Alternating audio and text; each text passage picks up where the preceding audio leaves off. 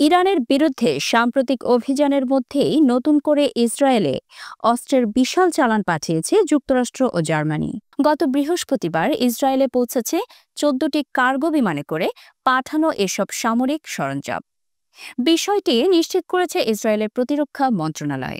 খবরবার্তা সংস্থা আনাদলুর প্রতিরক্ষা মন্ত্রণালয়ের বিবৃতিতে জানানো হয়, এই অস্ত্র সরবরাহ ইসরায়েলি বাহিনীর আভিযানিক ধারাবাহিকতা বজায় রাখা এবং তাদের সামরিক চাহিদা পূরণের অংশ।